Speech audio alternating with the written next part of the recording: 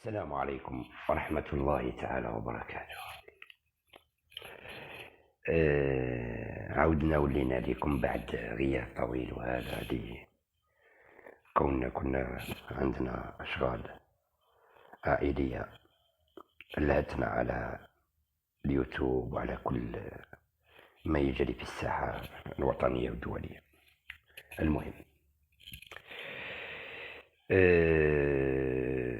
العلاقات المغربية الجزائرية أدت بنا إلى العودة إلى جعل أو تقديم بعض التحاليل، خاصة بعد ما وصلت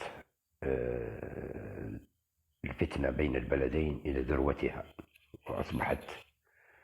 وصلت حتى التهديدات الحربية. اللي لاحظته من بعيد وأنا نتفرج ونلاحظ ونشاهد الطرفين يطلقوا الأكاذيب، وبتحليل بسيط فقط بعد ما تروح الجهة المغربية والجهة الجزائرية. وهذا أمامكم، يعني ما تقولوش هذا جزائري أو رايح يميل لمكان غير مكان. حاولوا تدخلوا بعد ما تنتهيوا من مشاهدة هذا الفيديو، حاولوا روحوا شوفوا كل اليوتيوبر اللي يتكلموا على المغرب من الجهة الجزائرية، وكل اليوتيوبر اللي يتكلموا من الجهة المغربية، وحاولوا تحلوا، ابحثوا في تقارير أممية أو تحاليل موضوعية من ناس تاع الموضوع. تعرفوا باللي التحاليل أو المجموعة من اليوتيوبر المغاربة تحاليلهم موجهة، أي أن لي زاتاك سون يعني بروغرامي، موجهة بأمر. تجد أن لما يتكلموا على موضوع السين الجميع يتكلم عليه. أما من الجهة الجزائرية نجد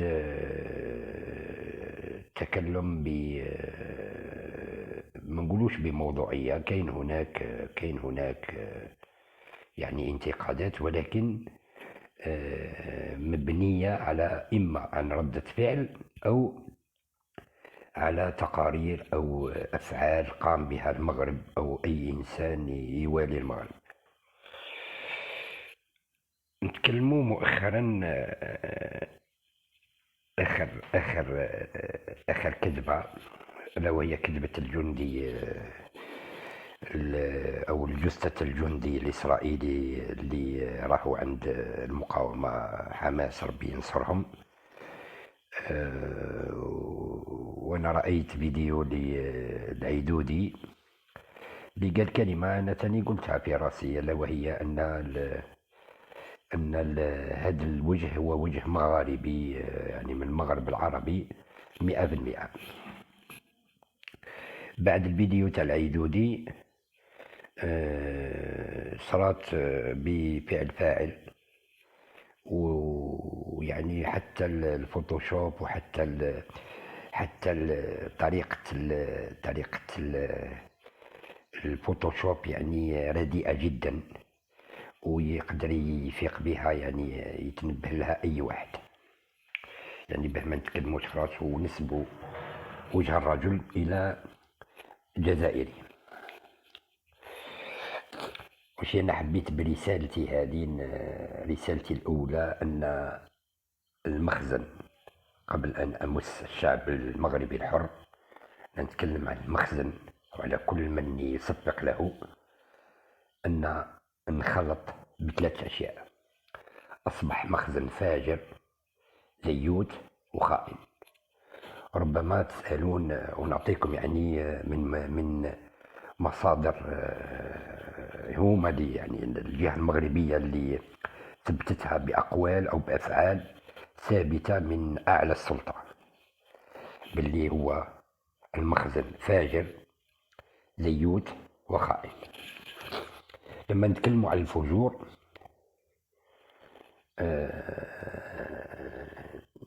وزير العدل أثبت فجور المخزن، لما أولا بكل وقاحة وأمام الملأ قالها وهو متيقن من نفسه وكأنه قاعد يتكلم على نكتة. قال على كل مغربي إذا حب يعرف أبوه يدير تحاليل تاع الأضيان، وقد يجد أنه يعني ما يلقاش باباه هو باباه اللي يعرفه حاليا. أي أن هذا الوزير قال باللي كل المغربيات فاسقات فاجرات. مخزن فاجر يتهم شعبه ويتهم نساءه بالفجور هو مخزن، يعني هو حكم فاجر. الزياتة، منين نقول الزياتة؟ الزياتة أنك لما تشوف وزير الفلاحة يقف أمام الملأ، وزير الفلاحة يقف أمام الملأ ويقول باللي يبعث 16,000 امرأة لإسبانيا لقطف الفراولة. أنا لا أدري لماذا ما بعثش رجال، كون إذا كان يتكلم عن اليد العاملة، نقص اليد العاملة في إسبانيا، أو أن ما دريتش علاش، ولكن تبعت امرأة. ما تقوليش أنه يخافوا من الراجل يهربوا الامرأة، لا. ما فهمتش أنا كيفاه تقدر تأتمن كافر على 16,000 شريفة مغربية تبعتها تبات أشهر بعيد عن منزلها أو زوجها أو أولادها أو أمها أو باباها للعمل مع كافر في حقول وانت ما تدريش. وهذه قمة الدياتة.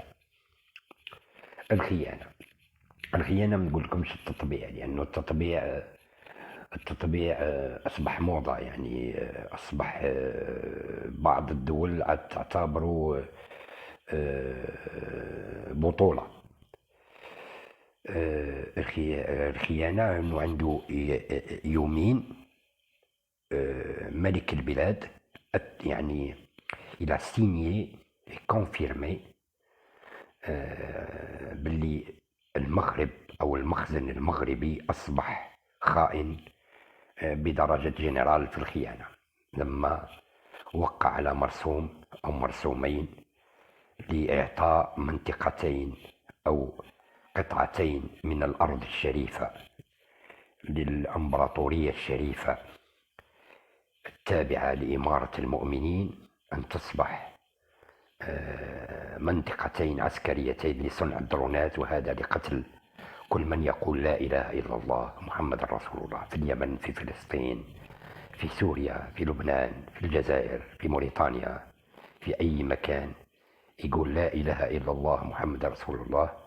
تخرج هذه الدرونات بأيادي مغاربية وفوق أراضي مغاربية، والموقع هو أمير المؤمنين.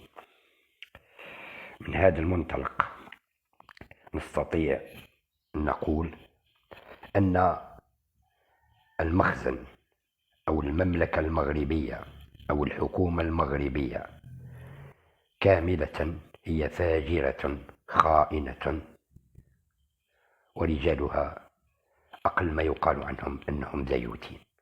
هذا وش هنقول. نودعكم في هذه الحلقة، إن شاء الله نكون خفيف عليكم. السلام عليكم ورحمة الله تعالى وبركاته. السلام عليكم.